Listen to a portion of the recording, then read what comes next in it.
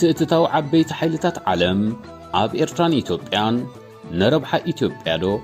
ወይስ ነረብሐአን? ውግእ ሕድሕድ ኢትዮጵያ ጠንቂ ምውላዕ ሳልሳይ ኩናት ዓለም ይኸውን ዶ?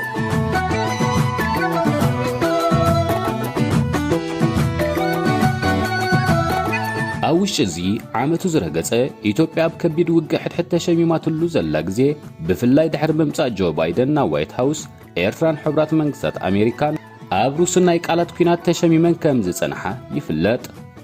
ኣብ ዝሓለፈ ሕዳር 12 ድማ ኣሜሪካ ከም መቕጻዕቲ ነቲ ብሰራዊት ኤርትራ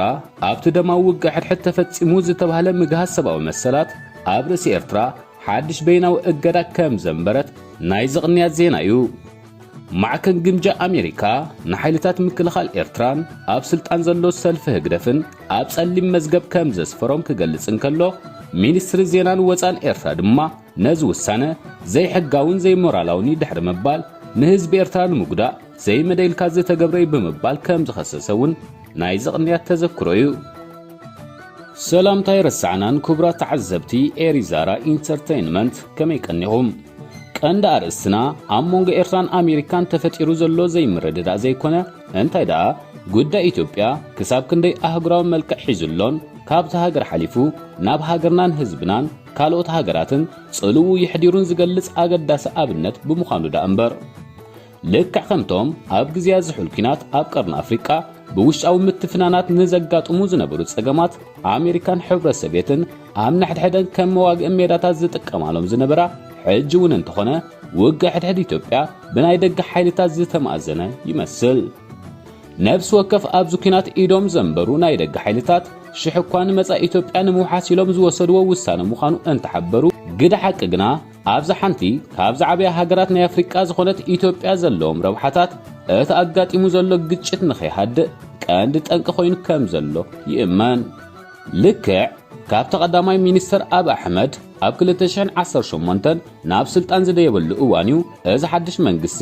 ምስ ንኽልል ትግራይ ዘመሓድር ዝነበረ ሰልፊ ህወሓት ዝነበረ ወጥሪ ዝጅምር።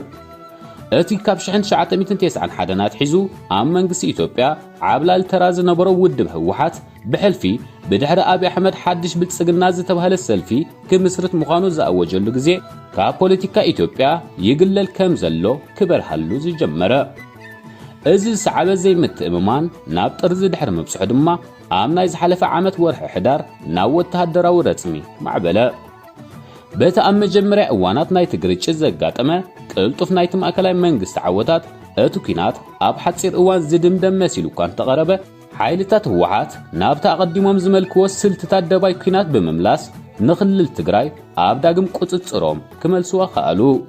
በዚ እውን ዘይዓገቡ እዞም ሓይልታት ናብ ኣዲስ ኣበባ ገና ክምርሹ ምዃኖም ብምሕባር ነቲ ኩናት ካልእ ኣንፈት ብዘተሓዘ መገዲ ስትራቴጂካውያን ከተማታት ብምቁጽጻር ድማ ንመንግስቲ ኣብይ ኣሕመድ ኣብ ከቢድ ሻቕሎት ብምእታው ናይ ህይወት ምድሓን ቃልሲ ንኽካይድ ከም ዝቕሰብ ገበርዎ።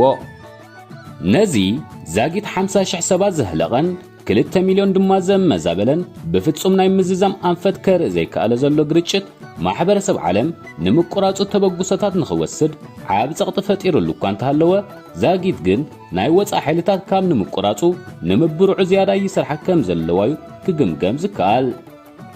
እስከ ንተራ ገለ ካብዘን ነዚ ኩናት ብቐጥታ ይኹን ብተዘዋዋሪ ብዝለዓለ ዝጸልኦ ዘለዋ ሃገራት ሓደ ብሓደ ንርአ።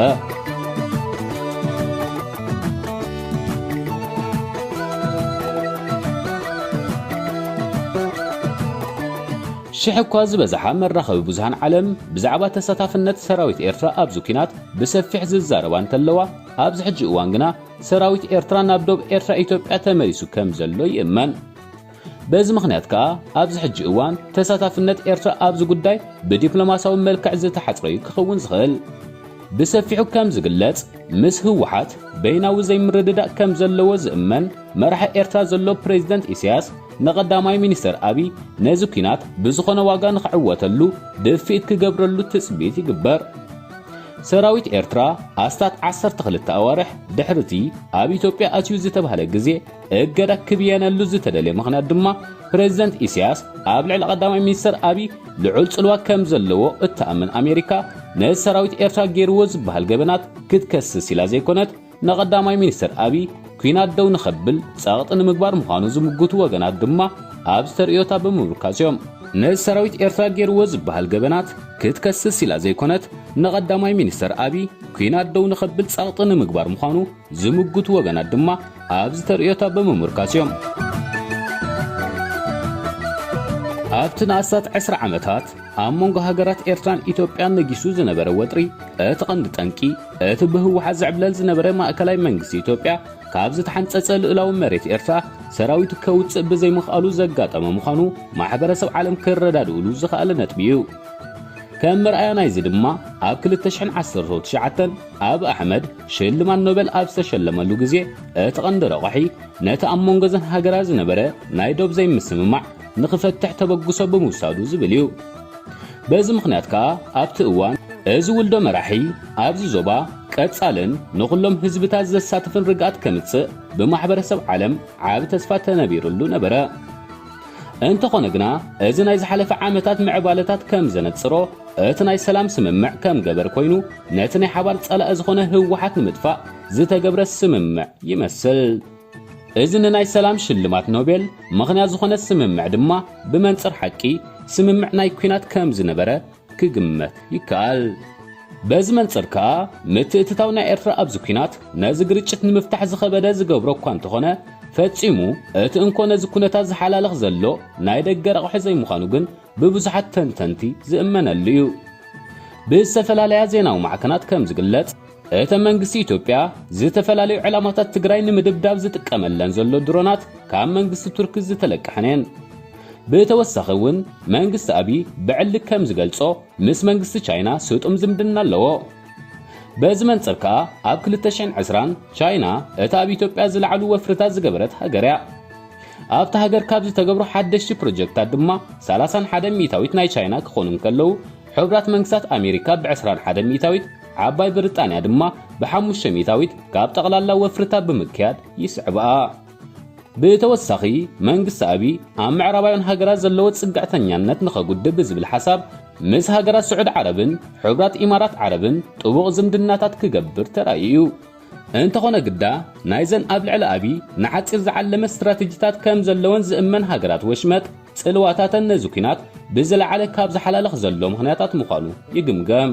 ኣብ ትሕቲ ዝኹሉ ዝተሓላለኸ ፍጻሜታት ግና ምዕራባውያን ሃገራት ንነብሰን ከም ማእከላይ መርገጽ ዝሓዛ ተመሲለን ይቐርባ እኳ እንተሃለዋ ጽልዋታተን ግና ሽግራት ምፍጣሩ ኣይተረፈን ክልቲኦም ኣብ ለንደንን ዋሽንግተንን ዝርከቡ ምምሕዳራት ንኣብ ኣሕመድ ብድሕሪ ኣብ ስልጣን ምምጽኡ ዓብ ደገፈም ሂቦሞ ዋላውን እቲ ክገብሮ ኢሉ ዝምድረሉ ዝነበረ ዴሞክራሲያዊ ለውጥታት ካብ ናይ ህዝባዊ ርክባት ዘረባ ዘይሓልፍ ምንባሩ እናተገንዘባ ዕሽሽ ክብሎ እየን ተራእየን ነቲ አንጻር ግብረ ሽበራዊ ምንቅስቓሳት ዝገብረኦ ወፍራታት ንኢትዮጵያ ከም ቀንዲ መናሃርያ ዝጥቀማላ ዝነበራ ክኾናን ከለዋ ነዛ ከም ዘኽታም ቆልዓ ርአን መዘና ዘይብሉ ናይ ረድኤት ሓገዛት ዘበርክታላ ኢትዮጵያ ብናይ ቻይና ጽልዋታት ካብ ቁጽጽረን ከይትወጽእውን ካብቲ ቀንዲ ፍርሒ ምንባሩ ይፍለጥ ነዚ ኩሉ ምኽንያታት ኣብ ግሚ ብምእታው ምምሕዳር ኣብ ኣሕመድ ነቲ ኣብ ልዕሊ ትግራይ ውሕድ መዓልታት ከም ዝወስድ ሓቢሩ ዝኣተወ ኩናት ምስ ትግራይ ልክዕ ከም ኣብቶም ቅድሚኡ ዝነበሩ ጨቆንቲ ስርዓታት ዝተኸተልኦ ኣብ መጀመርያ ርአን ከም ዘይረኣያን ክኾና ዝመረጻ እዞም ድኽመታተን አንጻር ህወሓት ንዝካየድ ኩናት ኣብ ልዕሊ ኢትዮጵያ ከምጽኦ ዝኽእል ኣዕናዊ ሳዕቤና ዘይምግንዛበን ኣብ ዝወሳነ እዋናት ንኣብ ኣሕመድ ድፍረት ክድምረሉ ከም ዝኽኣለ ድማ ናይቲ ግዜ ፍጻሜታት ዝምስክርዎ ሓቂ እዩ ኣጠማምታ ናይ ምዕራባውያን ሃገራት ብሃንደበት ኣንፈቱ ክቕይር ዝቐሰበ በቶም ኣብቲ ኩናት ዝተሳተፉ ወገናት ዝወረደ ዘስደምም ፍጻሜታት ናብ ማዕከናት ዜና ዓለም ክበጽሕ ምስከኣለ እዩ እንተኾነ ግዳ ኣብቲ እዋን ናይ ሕብራት መንግስታት ቁጠባውን ወተሃደራውን ጸቕጥታት ኣብ ርእሲ መንግስቲ አብይ ኣሕመድ ናይ ሙሳድ ፈተነታት ልክዕ ከምቲ ኤውሮጳዊ ሕብረት ኣብ ዝሓለፈ ታሕሳስ ዝወሰዶ ምድስካል ናይ 100 ሚልዮን ዩሮ ዝበጽሕ ሓገዝ ኣብ ባይታ ክሳብ ሕጂ ተጨባጢ ዝኾነ ፍረ ከምጽእ ኣይተረኣየን ሽሕ እኳ እንተዳ እዘን ናይ ደገ ሓይልታት ኣብ ሓደ ሓሳብ በፂሐን ንተቐናቐንቲ ሓይልታት ኣብ ናይ ዘተ ማኣዲ ምምጻእ እቲ ዝበለጸ መፍትሒ እንተኾነ ነዚ ጉዳይ ብኸመይ ይፍታሕ ኣብ ዝብል ግና ዋላ ኣፍሪቃውያን መንግስታት እውን እንተኾኑ ኣዝዮም ተፈላለዮም እዮም ዝርከቡ ብሰንኪቲ ኣካታዒ ዝኾነ ዲጋ ኣባይ ኣብ ኣሕመድ ኣብቲ ዝተዓደሞ ዘተ ክሳተፍ ብዘይምምራጹ ግብፅን ሱዳንን ምስ መንግስቲ ኣብ ምትፍናን እዮም ዝርከቡ በዚ ምኽንያት እዚ ድማ ኣብቲ ብመገዲ ሕብረት ኣፍሪቃ ዝተወስደ ናይ ምትዕራቕ ተበግሶታት እዘን ሃገራት ኣንጻር እቲ ማእከላይ መንግስቲ ዝዓለመ መርገጺታት ክኽተላ ክመርጻን ከለዋ ኤርትራ ሶማልን ኬንያን ድማ ናብ መንግስቲ ኣብይ ዝዘዙ ተደናጋጽነት ከም ዘለወን ይእመን ነዚ ጉዳይ መሊሱ ዝሓላለኽ ኩነታት ድማ መርገጽ ናይተን ኣብዚ ዞባ ምስ ናይ ሃገራት ምዕራብ ብዝመሳሰል ጽልወን ከዕብያ ዝደልያ ከም ቻይና ሩስያ ሕብራት ኢማራት ዓረብን ቱርክን ዝኣመሰለ ሃገራት ዝኽተልኦ ተለዋዋፂ ፖሊሲታት እዩ እዘን ሃገራት ጽልወን ኣብዚ ዞባ ንምዕባይ ዘገድሰን ኣብዚ ሃገር ነቲ ተዓዋቲ ሓይሊ መሓዝ ብምዃኑ ኣብዚ ዝለዋወጥ ዘሎ ሚዛናት ናይ ሓይሊ ንሳተን እውን ምስኡ እናተለዋወጣ ነቲ ባርዕ መሊሰን ነዳዲ ኣብ ምድፋእ ተጸሚደን ከም ዘለዋ ካብ ዝተፈላለዩ ነዚ ኩናት ዝምልከቱ ዜናታት ክግምገም ዝከኣል እዩ ኣብዚ ቅንያት ጸሓፊት ጸጥታ ኣሜሪካ አንቶኒ ብሊንከን ነዚ ኩነታት ዴሞክራሲያዊ መፍትሒ ንምርካብ ደገፋት ናይቶም ኣብዚ ከባቢ ዝርከቡ መንግስታት ንኽሓትት ኣብቲ ዞባ ብተደጋጋሚ ምብጻሕ ከካይድ ከም ዝቐነየ ዝፍለጥ እዩ እንተኾነ ሕብራት መንግስታት ኣሜሪካ ኣብ ዝሓለፉ ዓሰርተታት ዓመታት ኣብ ኢትዮጵያ ንዝነበሩ ጨኮንቲ መንግስታት ቁጠባውን ወተሃደራውን ሓገዛት ክትህብ ምጽናሓ ኣብ ግሚ ብምእታው ብዝበዝሑ ኣፍሪቃውያን መራሕቲ ግሚ ዝውሃቦ ተበግሶ ክኸውን ዝኽእል ኣይመስልን ዝበዝሑ ኣብዚ ኩነታት ማእከላይ መርገጽ ዘለዎም ወገናት እዞም ሰላማዊ ዝኾነ ፍታሕ ንምምጻእ ዝጉስጉሱ ዘለው ዝተፈላለዩ መንግስታትን ውድባትን ብመጀመርያ ነዚ ግርጭት ናብ ዝለዓለ ጥርዚ ንኽበጽሕ በብወገኖም ዘበርክትዎ ዘለው ኣሉታዊ ተራታት ክግምግሙ ከም ዘለዎም ይምግቱ ብድሕሪ እዚ ድማዮም ነዚ ኣብዚ ሃገር ኣጋጢሙ ዘሎ ህይወት ሰባት ዘጥፍእ ዘሎ ኣዝዩ ዕዕናዊ ኩናት ደዋ ምባል ሃናፅ ኣበርክቶ ክገብሩ ዝኽእሉ እምበኣርከስ እዚ ይመስል ናይ ሎሚ ትሕዞና ምሳኹም ዝጸንሐና ኣዳለው ቶማስ በርሀ ምስ ኣንባቢ ሙሴ ግርማጽዮን ኢና ክሳብ ብዝተፈለየ ትሕዝቶ ንራኸብ ከዓ ኣብ ዘለኹሞ ሰላምን ጥዕናን ንኹላትኩም